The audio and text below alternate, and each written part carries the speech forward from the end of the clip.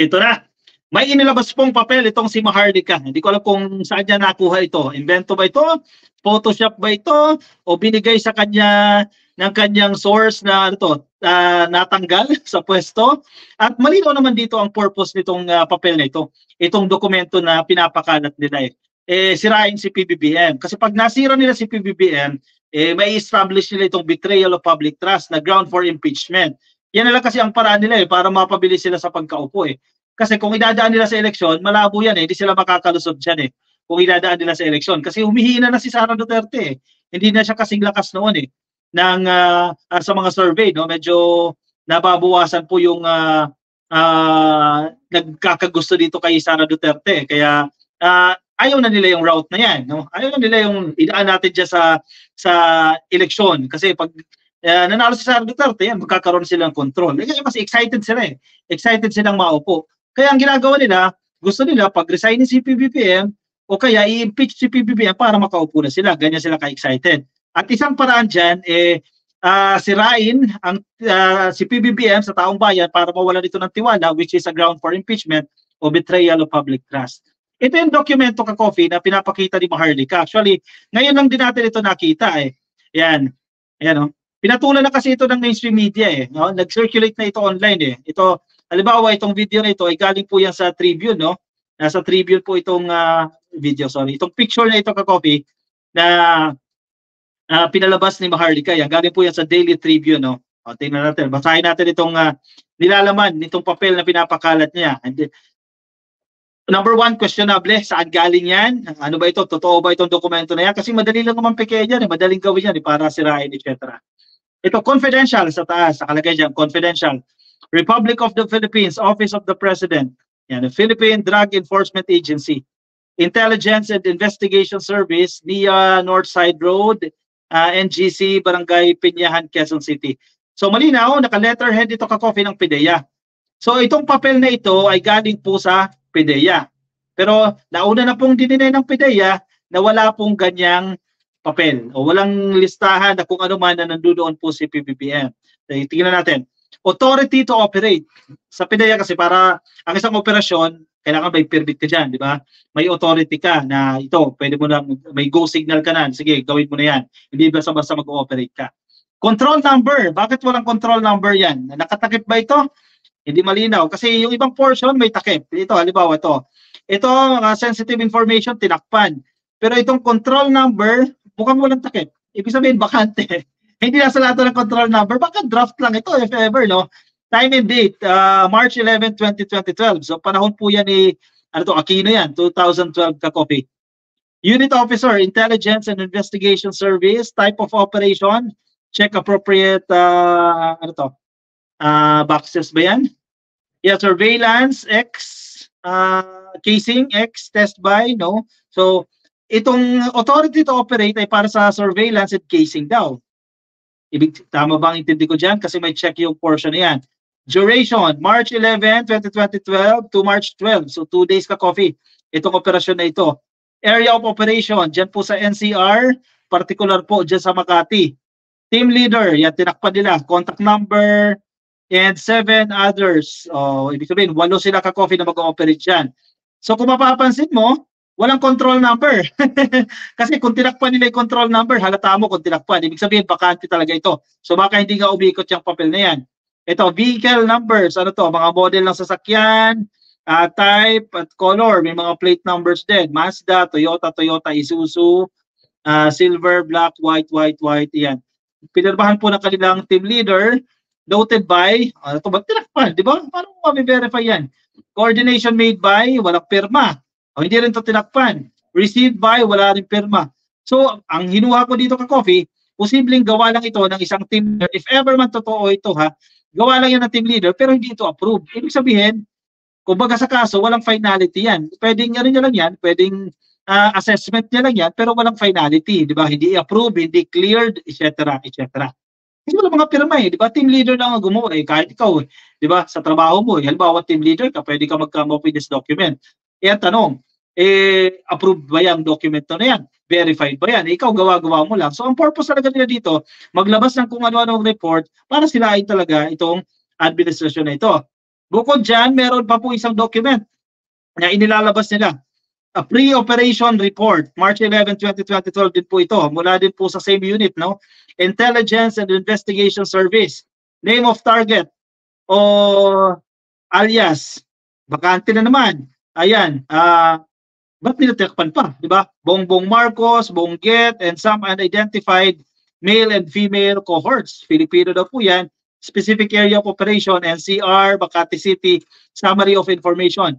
A confidential informant personally appeared before this office and reported that a group of showbiz and politically affluent personalities are frequently using illegal drugs inside Unit 4C Rizal Tower Building. Diyan po sa Rockwell, diyan sa Makati City.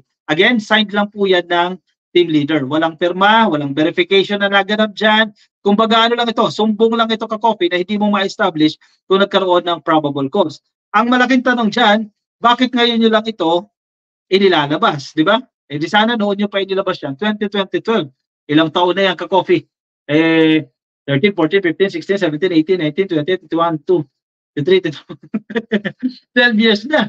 Ngayon na lang naisipan ilabas yan. Anong motibo nyo na naman dyan? Kasi ginawa nyo na yan eh. Pero wala itong ganitong report na ito ka-copy. Nung bago mag-eleksyon, di ba? Ginawa na nila yan. Hindi sila nagtagumpay dyan eh. Hindi pinaniwalaan ng taong bayan eh.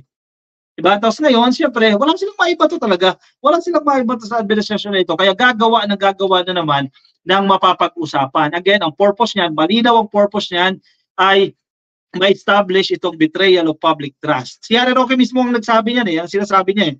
Kailangan mawala ng tiwala ang taong bayan sa presidente para ma-impeach. Kasi atat na atat sila makahawak ng posisyon. Diba? Igawa lang ng team leader yung papel na yan eh. Wala kang perma, wala kang noted by eh. Walang approve kung sino man po yung division head man yan. Diba?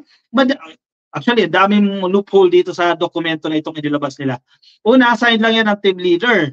Hindi approved o hindi verified yan. Walang secondary investigation, etc. etc. Parang nangyari dito sa papel na yan, may nagsumbong lang, eh paano kung galit ako sa'yo? Diba? Magkaibigan tayo, galit ako sa'yo. O sige, punta akong PDEA. Yung si Juan, nakita ko siya na ganyan, nagpa-party-party, gumagamit ng coke, gumagamit ng Mary Jane, etc. etc. Eh paano kung sinisiraan ko lang yung tao na yan? Eh dito naman si team leader, syempre influential yung tao, uy baka nga, di ba? So gumawa siya ng report. Anong term niya dito? Pre-operational report lang yan.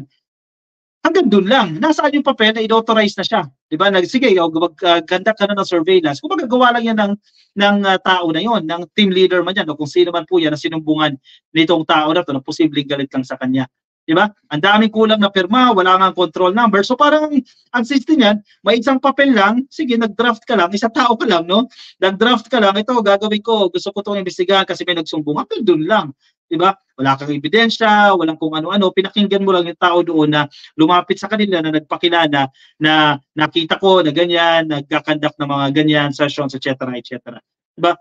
And 2012, bakit hindi na nung eleksyon, dapat sinabi niyo na agad ito eh. Nilabas yun na, matagal pa mag-edit, diba? Inilabas yun agad siya, sana hindi siya binoto ng taong bayan eh. Wala eh. Isip kayo ng bago ninyong ibabato sa administrasyon na ito kasi hindi kayo nagtatagumpay eh. Malabo idol, fake yan, maling-mali yan, o labo naman yan. Exactly. Kung totoo man yan, dalawa yan, fake yan, kung totoo man yan, walang bearing. Kasi again, gawa lang yan ng isang tao, ng team leader ka-coffee, na walang vetting na naganap dyan. Diba? Kumbaga, first level lang yan. Purpose talaga niyang sirain. Even yung PDEA, even yung leadership ng PDEA, nagsabi, wala doon si PBBM sa drug list. No? Dapat dyan, buo, Philippine lang, yan, ng TV para masira si Sara. Lahat kasi kasiraan nila. Mamita Star Talk, wala silang maipakita katunayan sa pulburon nila. Ayun, maganda, ilabas sila yung video, di ba? Yung pulburonic video na sinasabi nila. Ayun na eh, kasi ang hinuha eh. Baka hindi pa nakakahanap ng kamukha ni PBBM. Nagaganap doon sa AI-generated video na yan, di ba, na gumagamit doon ng pulburon, etc. Kaya ito, naglabas na naman ng mga papeking papel, nagawa lang ng team leader. Kung familiar kayo sa operasyon ng PDEA niyan, ay, bahala na. Malabo ka, coffee. Walang bearing itong papel na ito.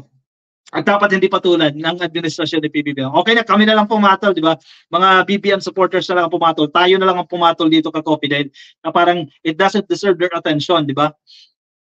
Ruth Bidjasay, ka-coffee, si Maharlika ayaw talaga tumigil papansin sa government. Yan, fake news. Eh, government talaga yan ka-coffee. Hindi mo alam kung anong galit niyan eh. Siguro nga, sabi nga nila, may gusto daw, may gusto kay PBBM eh. Wala kay Seros ito kay First Lady. Ka-coffee si Attorney Trixie, totoo daw dokumento, Maharlika, wala ba gagawan mag-asawa Marcos, kasuhan na yan si Attorney Trixie. If ever man, tulad ng sinasabi ko ka-coffee, if ever man totoo itong dokumento na to, walang bearing yon kasi gawa lang yan ng isang tao nang pumirma dyan na team leader. Hindi siya approved, walang vetting na nangyari dyan, parang as simple as may lumapit, nagsumbong doon sa tao, paano nga kung sinisiraan ka lang? Walang vetting na naganap. Kumbaga hindi mo na-establish yung probable cause. Kung tayo magkaibigan tayo, siniraan kita, sumbong kita, kahit di mo naman ginagawa, punta ako sa PDEA, sabihin ko naggaganyan ka. Diba? Influential ka eh. Celebrities eh. So, sige, gagawa si team leader ng report, pero kailangan ng vetting yun. Hanggang doon lang, nahinto na yan. If ever man na totoo yung dokumento na yan. And that's 2012. But, syempre, sampahan nila ng kaso. Kung 12 years, malamang yung tao na yan, nagdadyan pa sa PDEA, di ba? Sampahan nila ng kaso, conduct sila ng investigation dito para lumabas kung ano man po yung totoo dito. Antonio Tungpalan, Tata Haminal, basahin mo at bulay-bulayin ang Romans 13, verse 1 to 7. Baka sakali maliwanagan ka at matuto sumunod at igalang si PBBM. Gilbert Casison, lahat ng iwi pala adik, tama kasama ka sa BOBO na tangapan, sabi ni Gilbert Casison. Ayan, nakapasok lang naman sa atin. Romulo Bumatay, pwede kasuhan si Maharlika dahil naglalabas ng mga fake documents. Walang bearing yan ka-coffee. Alam mo ang habol nila? Sa totoo lang, hindi man nila akit ang korte yan. Malinaw yan, hindi nila akit ang korte yan. Doon talaga sila sa provision na yan ng impeachment, yung betrayal of public trust. Gusto nila ang taong bayan magalit kay PBBM. Malinaw yan ka-coffee. Para pag nagalit sila ang taong bayan kay PBBM, tatakbo sa EDSA, magrarally, mananawagan ng resignation. Siyempre, kakagatin ng lower house. If ever may kumagat siya sa lower house, betrayal of public trust yan. So magpa-file ng impeachment resolutions or kung ano man yan ang gagawin nila para matanggal itong si PBBM. That's the main objective eh. Patalsikin si PBBM para makaupo sila. Kasi kung idadaan nila sa eleksyon sa 2028, wala silang kakamutin. Dahil humihina sila sa survey, bumababa ang kanilang score. Yun, malinaw yan ka-coffee. Doon na nagsimula lahat ng siga-siga sila sa walang tatalo sa mga budol gang na pagulo dahil siga-siga nga eh. Nakasigit si Erap at bumaligtad si Defense Secretary dati at si Orly Mercado na silipan ng butas. Saka Noel Laksamana, hindi ko nakuha yung original point, no? Putol siguro. No relevance yan, tapos ang eleksyon, nanalo si PBBM. Romy Baswell, trial by publicity kasi ang ginagawa nila dito. Sige lang, go lang. Hindi ko ipapatulan ni PBBM dyan eh. Nicolas Kinichi, atat sila kasi lumab, umuba, ganun, mukha. Mamita Startalk, go, idol ka-office. Ba't ka-office? Mamita, thank you for tuning in. Huwag kayong masyadong mag-worry doon sa papel ka-coffee dahil walang bearing yun. Mukhang palaka si Harry Mau, ha? Kaya kokak ng kokak. Exactly. Nilda Galvez, naturingan ng mga abogado, yan, nagpapapaniwala sa taong sinungaling ang labas mas obob pa sa kanila. Exactly. Ang dami yung kaso niyan, di ba? Ano yung kaso niyan, di ba? So, napakadali mag-manufacture ng ganitong klaseng document. Letterhead. Huwag ka lang ng letterhead, eh. Di ba? Makikita mo sa online yan, itong dokumento niyan, takpan mo. Eh, magpakalat ka na, di ba? Siniraan mo na yung tao. Huwag kayong maniwala dito, walang bearing yung papel na yan. At if ever man, totoo man, walang bearing pa rin yung papel na yan. Anyway, sige, comment ang inyong opinion, ang inyong reaction dyan sa ating comment section para mabasa rin po ng ating mga ka-coffee. Ilagay lang dyan sa ating comment section. Kung nasa Facebook po kayo, hindi pa kayo naka-follow sa ating Facebook page, pasayo na lang ka-coffee ha. Click lang po ng follow or like sa Facebook at kung nasa YouTube po kayo, click lang po ng subscribe sa mga kapapasok lang sa ating live stream. Okay, attendance check muna tayo ka-coffee ha. Like lang po itong video na to para sa ating attendance. Move tayo sa ating next topic.